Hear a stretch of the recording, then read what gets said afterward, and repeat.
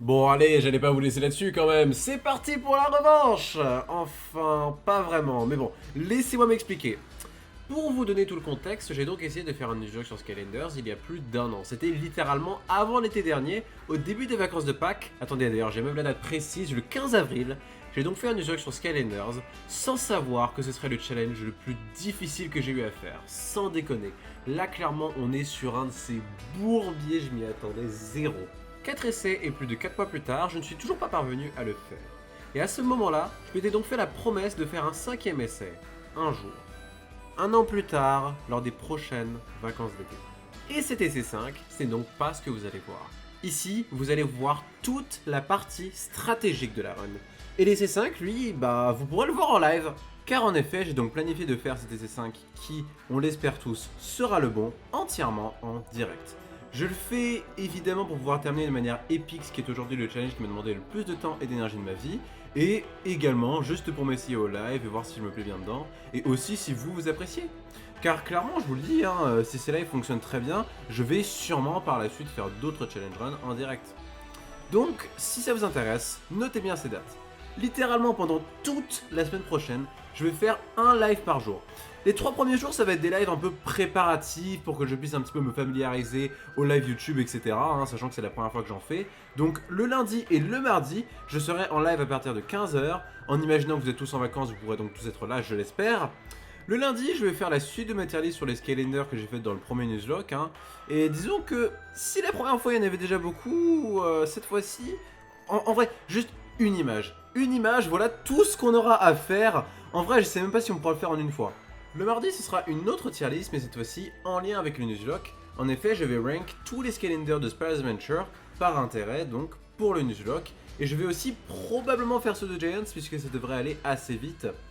Ça va sûrement être intéressant de faire une tier list qui va se baser donc à la fois sur la puissance pure de Skylander, mais aussi sur le moment où est-ce qu'on l'obtient dans le jeu, comment on l'obtient, sur sa capacité à gérer des problèmes très spécifiques, etc. Le mercredi, ça risque d'être assez long puisque je vais refaire chaque section difficile du newslock histoire de les revoir toute une dernière fois et d'être sûr de les maîtriser. Donc je vais commencer directement à midi histoire de me laisser vraiment genre 8 heures devant moi et d'être bien sûr de pouvoir tout faire.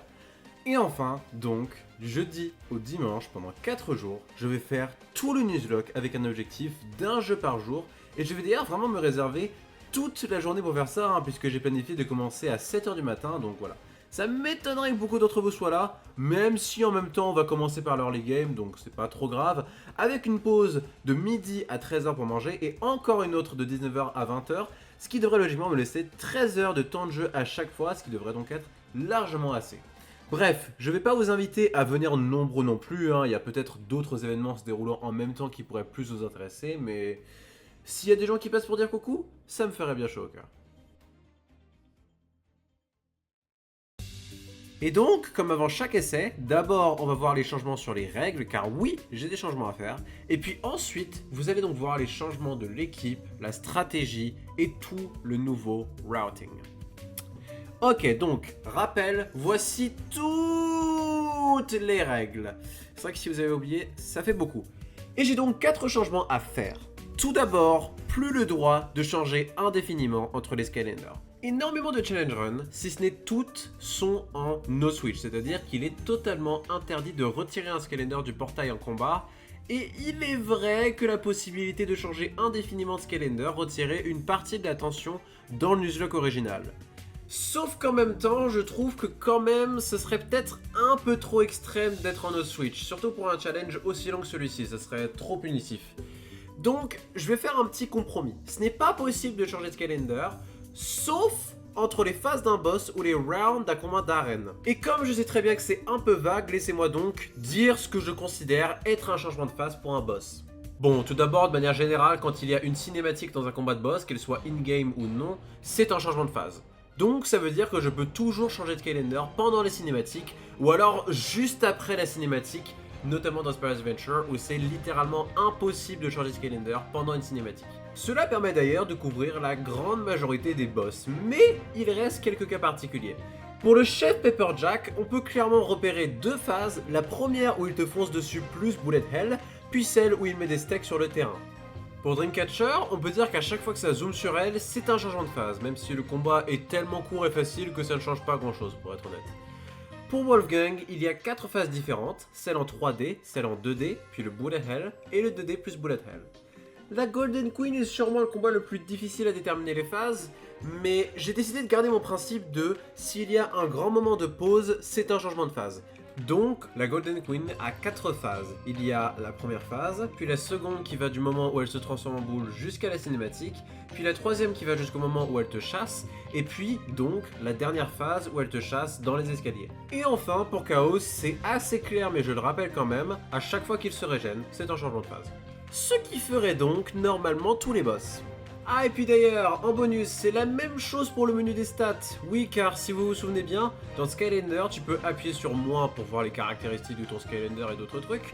Mais ce que vous n'avez peut-être pas remarqué, c'est que quand tu quittes le menu, ça renvoie le Skylander sur le terrain avec de l'invincibilité et tout. Ce qui est finalement la même chose, genre littéralement l'équivalent pur de retirer et de remettre ton Skylander sur le portail. Donc, l'utilisation de ce menu est limitée de la même façon que celui de changer de Skylander. La seconde règle que j'aimerais ajouter, en fait, c'est un changement à une autre règle. Car en effet, si vous vous souvenez, dans les règles originales, j'avais donc dit que quand un Skylander meurt, il n'est plus utilisable, mais j'avais rajouté une petite note. Si l'écran de KO apparaît quand on le met sur le portail. Car en effet, je ne pouvais pas tout simplement dire que quand la vie d'un Skylander tombe à 0, il est mort, puisque ce serait totalement faux en fait. En effet, il y a au moins 2 cas de mémoire où la vie d'un Skylander tombe à 0 mais il ne meurt pas. D'abord, dans les swap zones, si tu échoues, ta vie peut tomber à 0, mais ensuite tu es immédiatement régène full vie par le jeu.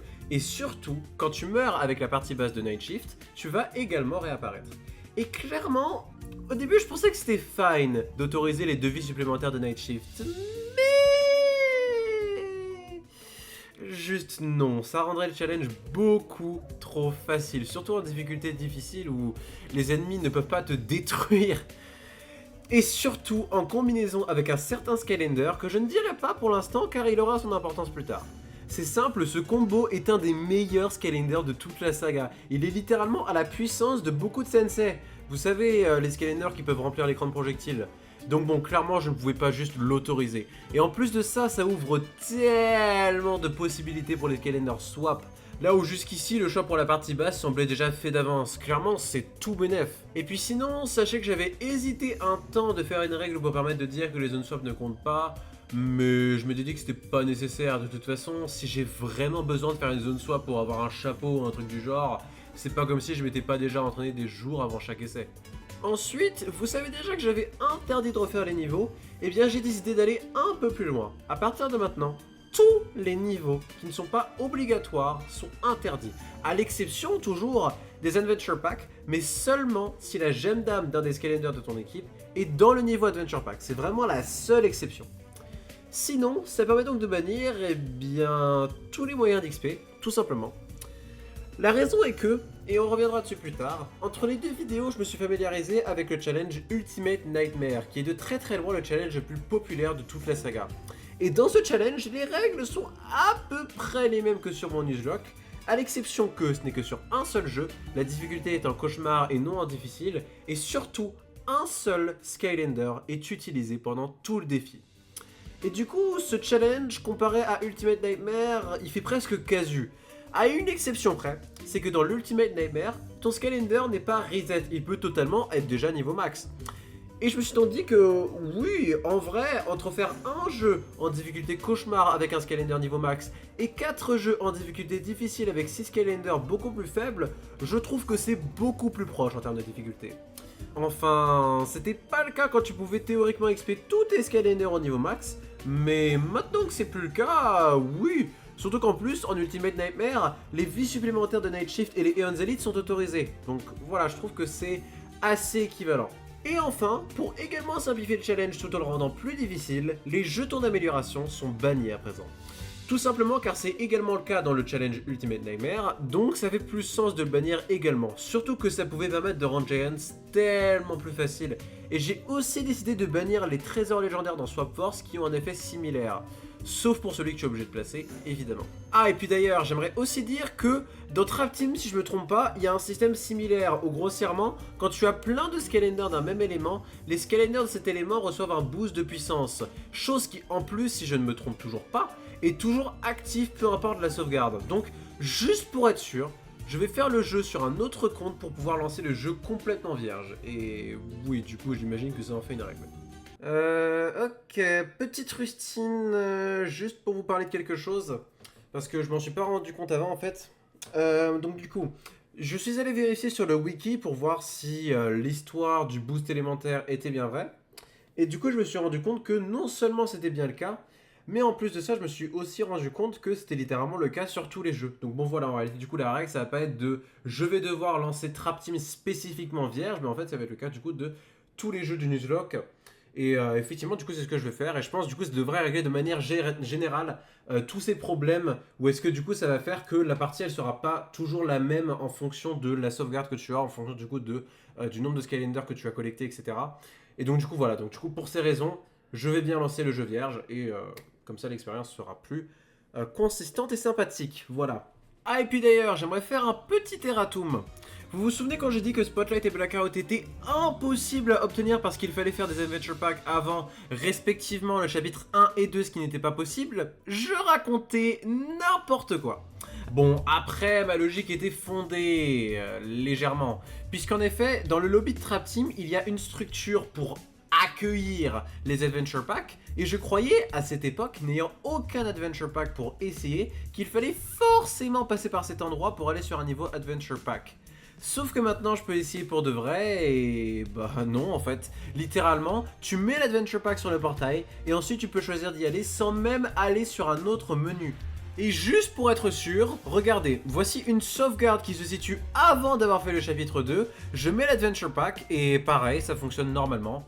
Alors évidemment, c'est pas le bon, mais vous comprenez l'idée. Si je veux obtenir Blackout, je peux donc totalement le faire.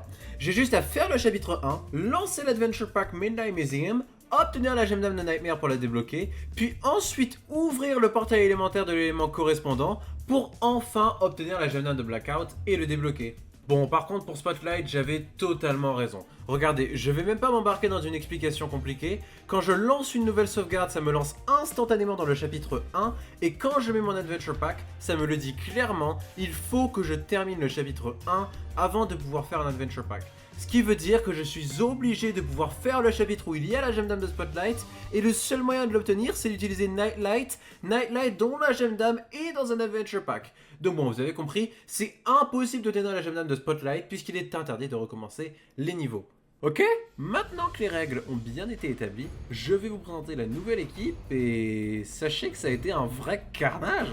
En effet, j'ai eu littéralement un an pour réfléchir et depuis, mes connaissances sur le jeu ont également bien évolué.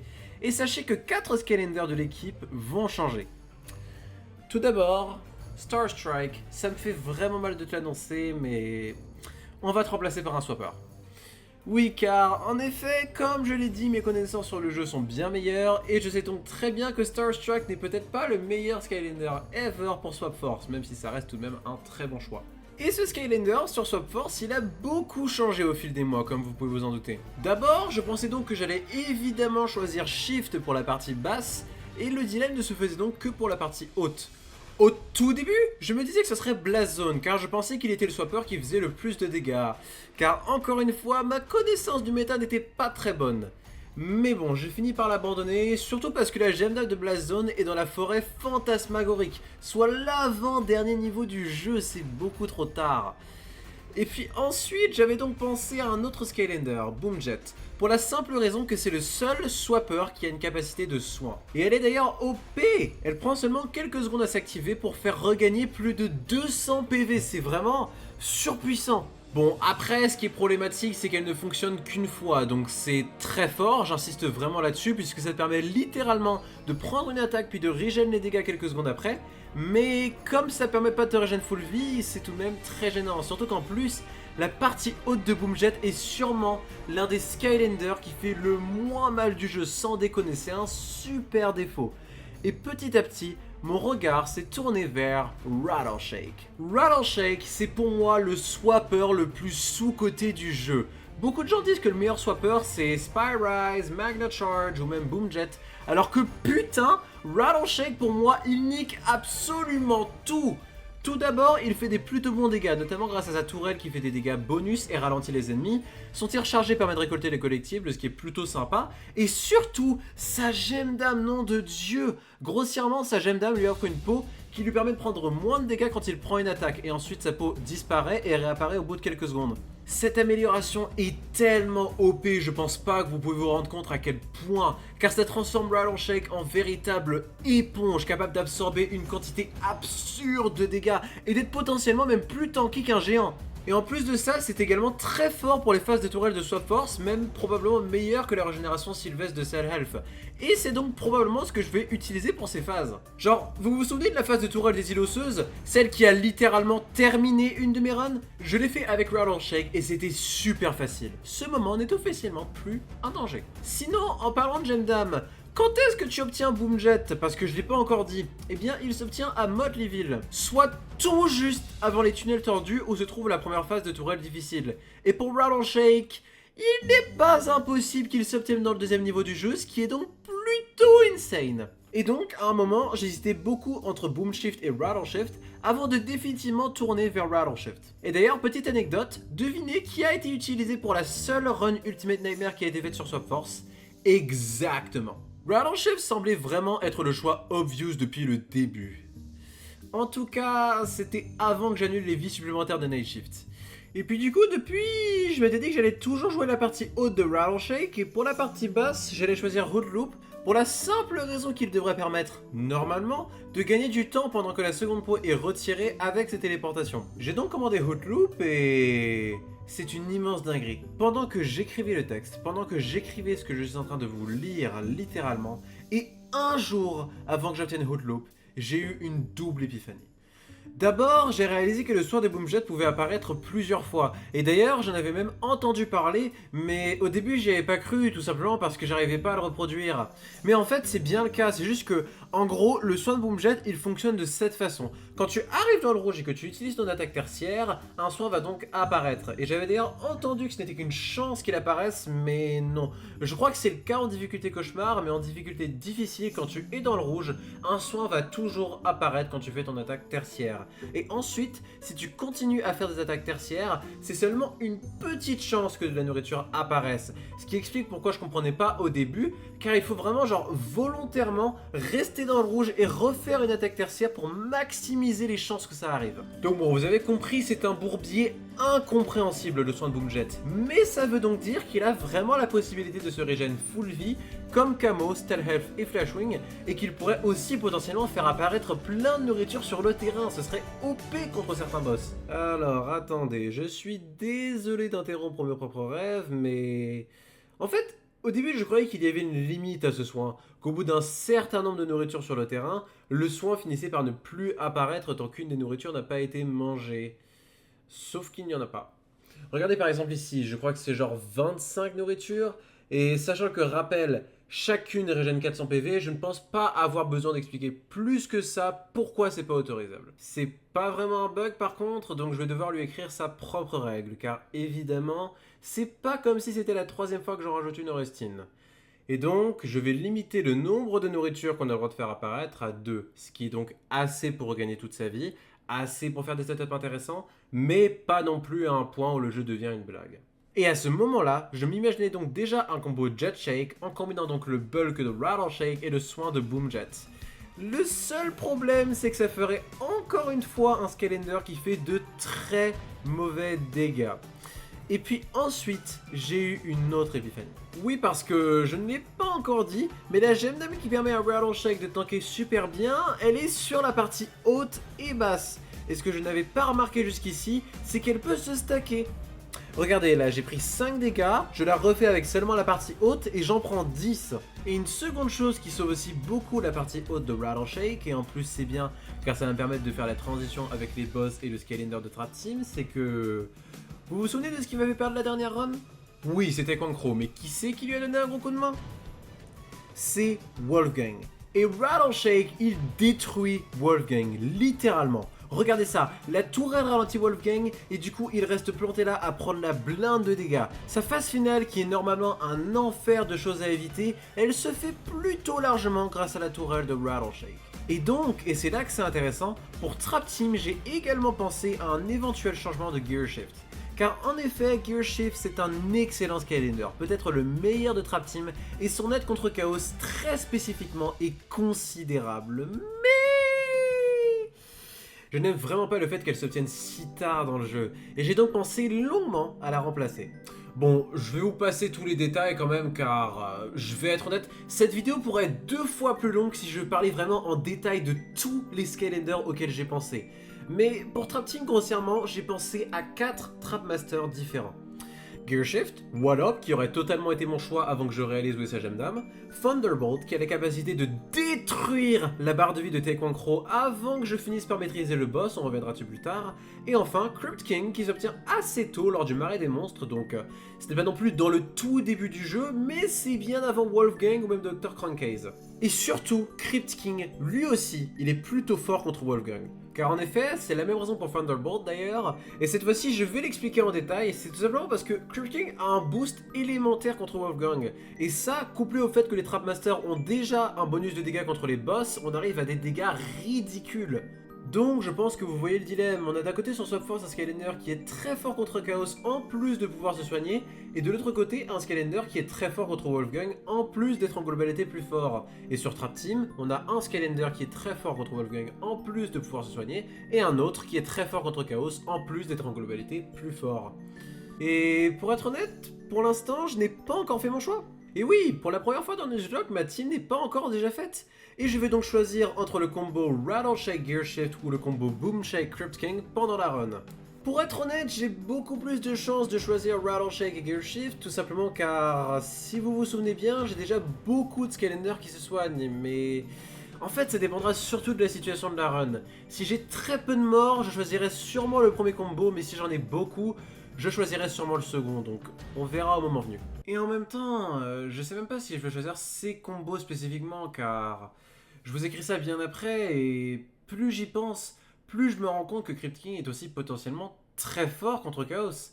Bah oui, souvenez-vous, j'avais dit que Camo était très fort contre Chaos, peut-être même plus fort que Gear Shift, car il pouvait se régénérer énormément entre les attaques, et Crypt King peut littéralement faire la même chose, peut-être en se régénérant plus, et même peut-être en faisant plus mal que Camo. Donc, si ça se trouve, je vais juste choisir Rattleshake et Crypt King. Et en même temps, Gear Shift elle est plutôt forte contre Taekwondo. Regardez, une fois j'ai littéralement réussi à le battre du premier coup, sans mourir, en difficulté cauchemar, en utilisant Gear Shift.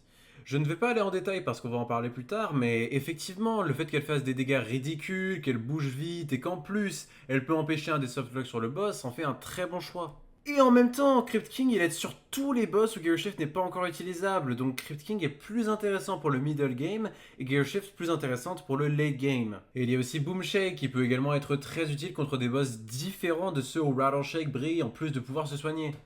Et en plus, spoiler, mais il n'est pas impossible que j'ai pensé à un troisième choix sérieux pour le Skylander de Subforce, on reviendra dessus plus tard. Bref, vous avez compris, là où les 2 premiers jeux devraient se passer assez normalement, par la suite je n'ai aucune idée des Skylanders que je vais utiliser. Je vais devoir vraiment choisir sur le moment, dépendant de ma situation, de ce que je ressens être le mieux, et ça fait encore plus peur de se dire que je ne pourrai pas revenir en arrière.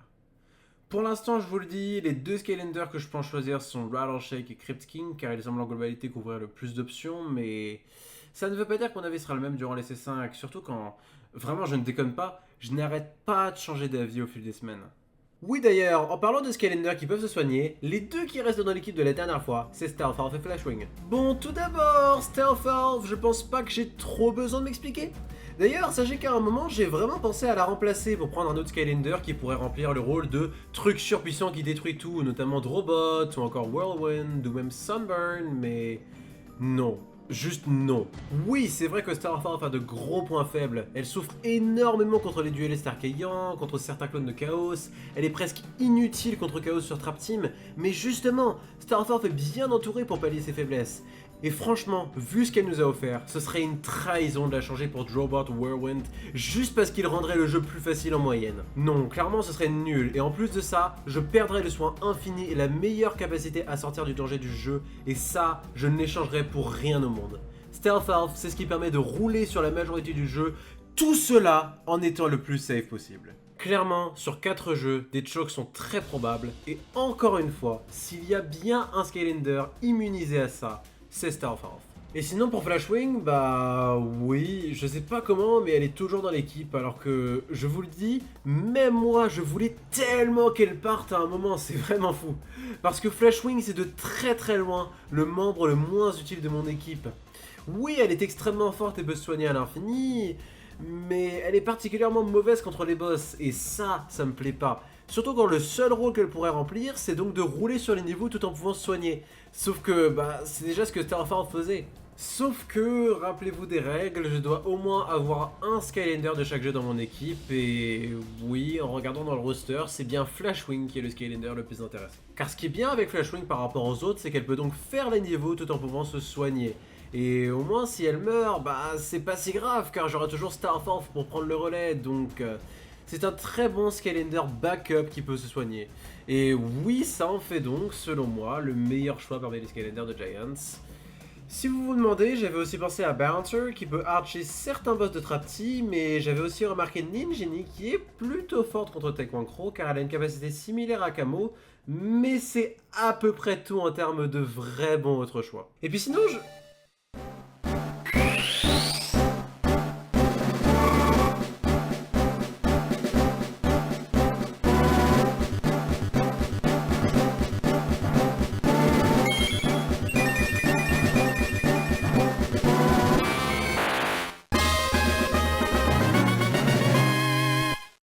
Et oui, je vous avais pranké, car oui, il est vrai que le légendaire Unpepene n'est plus dans notre équipe. En effet, il a été remplacé par Ultimate Pepene. En effet, je l'avais déjà dit dans l'autre vidéo, Camo a une série 2 du nom de Thornhorn Camo, qui a donc un Wow Power, c'est-à-dire une amélioration en plus. Et même si certains Wow Power ne sont vraiment pas bons, même dans Swap Force, celui de Camo est plutôt correct. En effet, certains de ces melons, que ce soit dans l'attaque tertiaire ou secondaire, ont des chances d'être un super melon. Et quand ils sont des super melons, ils vont re-exploser en d'autres petits melons et faire des dégâts supplémentaires. Ce n'est donc clairement pas l'amélioration de l'année, surtout quand je ne vais probablement pas utiliser Camo tant que ça après Giants, mais elle est toujours la bienvenue. Et oui, sinon Camo reste bien dans l'équipe. C'est marrant, je me souviendrai toujours de comment je l'ai introduit dans la première vidéo, en disant que c'était mon Skylander préféré et donc que son inclusion dans l'équipe n'était pas 100% objective, alors que clairement Camo il est juste tellement indispensable pour le challenge, il est fort contre tellement de boss. Laissez-moi vous rappeler la liste vite fait. Chaos sur Space Adventure, Champimage sur Giants, la Foreuse Géante, Robo Chaos, Wolfgang, Tekwankro, Golden Queen et Chaos sur Trap Team, et encore plein d'autres boss moins importants ou que j'ai simplement ratés. Sans compter évidemment son soin qui peut aussi être super clutch, et je vous le promets, cette fois-ci, il pourra enfin passer Giants. Et quand je vous dis que je vous le promets, je...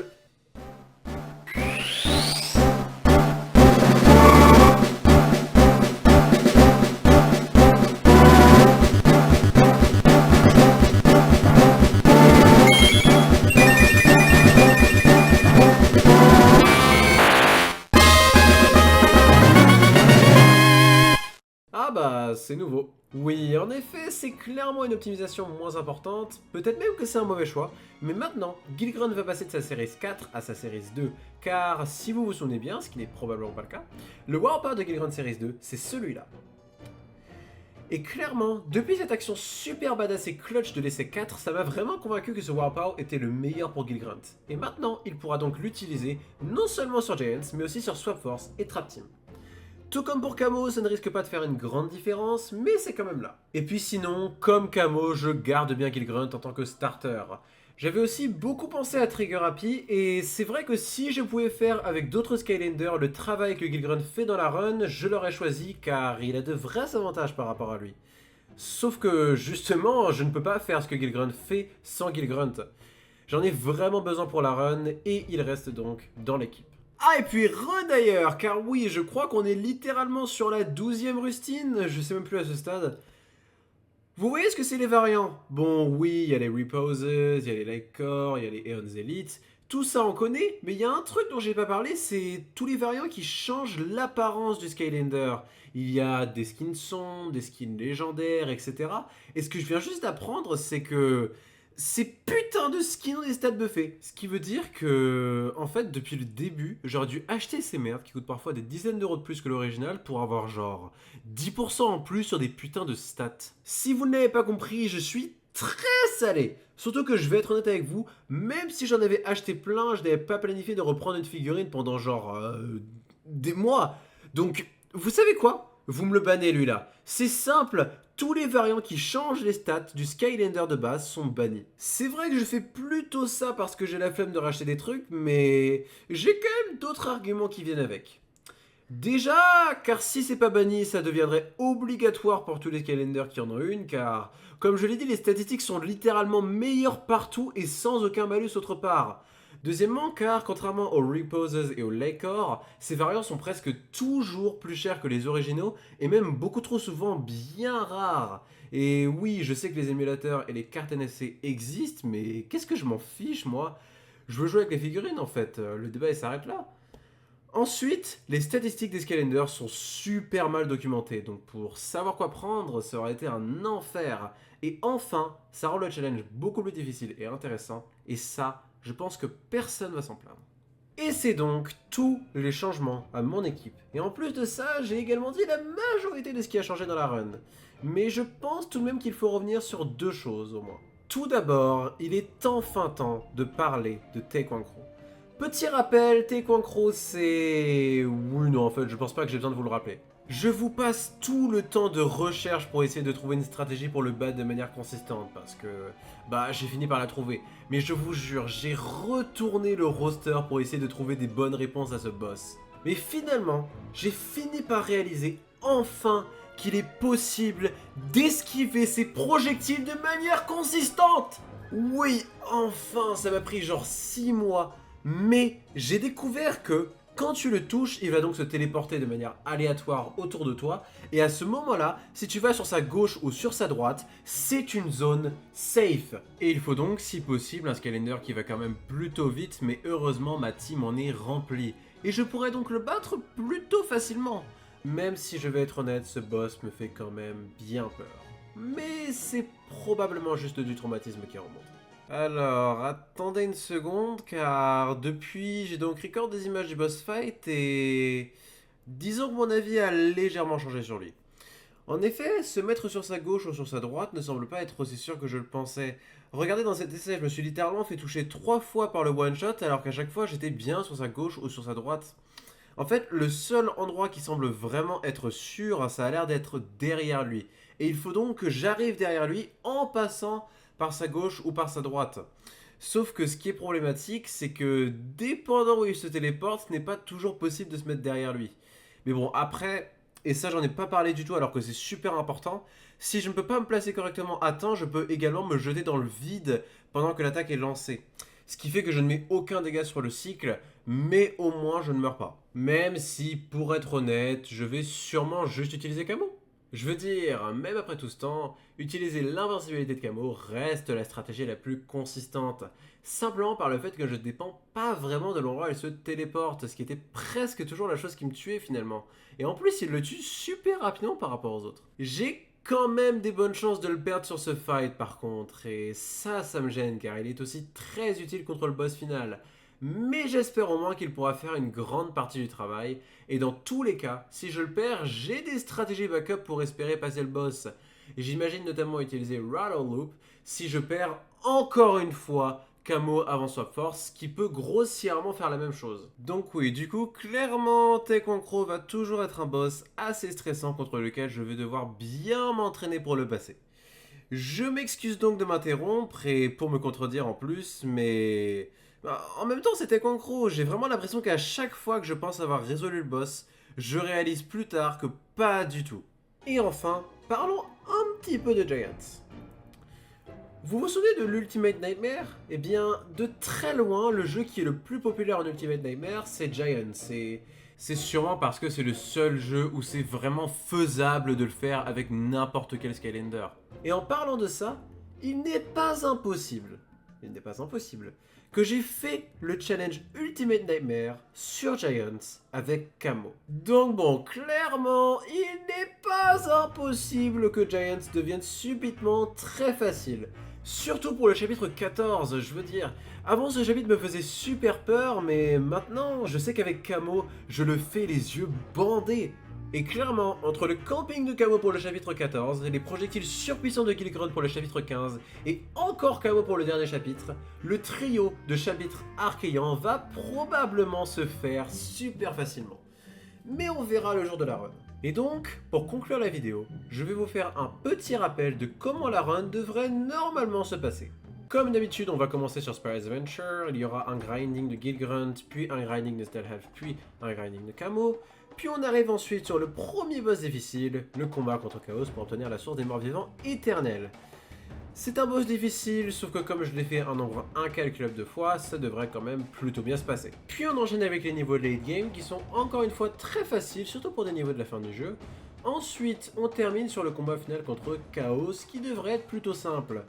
C'est vrai que d'ailleurs j'avais eu peur au début en me disant putain quand même, il faudra que je fasse la dernière partie sans mourir vraiment, avant de réaliser qu'il y a plein de cinématiques dans ce fight, donc le no switch ne se ressent vraiment pas trop. Ensuite, Giants devrait être un gigastomp, même pour les niveaux late game. Il faudra juste que je pense à m'arrêter pour prendre tous les saphirs ailés, pas comme la dernière fois. Et ça va d'ailleurs être le cas sur tous les autres jeux plus tard, donc bon. S'il y a un collectif que je ne dois pas rater, c'est clairement celui-là. Et sur le dernier niveau, nous allons donc obtenir Flashwing, qu'on va essayer de faire apprendre toutes les améliorations avec l'argent du dernier niveau de Giants, et aussi du début de Swap Force. Il faut aussi que je pense à prendre le chapeau magique, qui est juste avant le boss final, et que je le mette sur un des membres de mon équipe jusqu'à Trap Team, pour ensuite le remettre sur Rattle Shake ou sur Crypt King. Car ces stats de boost élémentaire sont totalement à prendre pour le combat contre Wolfgang. Revenons donc sur le début de Swap Force où j'obtiens donc la gemme d'âme de Rattle Shake. Et puis ensuite on passe sur l'entraînement de ce dernier, ou peut-être pas, dépendant de l'univers dans lequel on sera. Dans tous les cas, ça ne changera pas grand chose à part le moment où l'entraînement va commencer, puisque je ferai probablement la phase de tourelle au tunnel tordu avec Stelhalf et celle des îles osseuses avec Rattle Shake dans tous les cas. Ensuite on avance dans le jeu et les boss endgame vont logiquement se faire avec un bon mix de Rattle Shake et Stelhalf encore une fois, puis on avance sur Trap Team. Trap Team sera donc un véritable donjon de boss à battre avec Chompimage, puis Chef Pepperjack, puis High Five, car oui, je ne t'ai pas oublié, et je t'ai bien à l'œil. Puis Dr. Crankcase qui devrait normalement plutôt bien se passer. D'ailleurs, on peut parler un peu de lui vite fait. J'avais un peu peur du boss fight, mais finalement ça devrait donc plutôt bien se passer, puisque Rattle Shake casse Crankcase comme il casse Wolfgang, et avec Crypt King c'est un peu plus serré, mais ça devrait aussi passer largement si je change de Skylander entre les cinématiques. Puis on obtient normalement Gearshift peu après, qu'on va devoir maintenant vite entraîner, car on est presque à la fin du jeu. Ou alors on obtient Crypt King bien plus tôt, qu'on devrait pouvoir grind très tranquillement, évidemment. Puis on combat Wolfgang, qui devrait normalement se passer plutôt bien en utilisant la première ou la deuxième réponse à sa dernière phase. Puis on fait Tekwankro qui, comme on le sait tous, va soit confirmer, soit détruire la run, mais si je le bats, on entre enfin en territoire inexploré. On combat peu après la Golden Queen, qui ne m'a jamais fait peur, et enfin, Chaos, en espérant que ça se passe bien.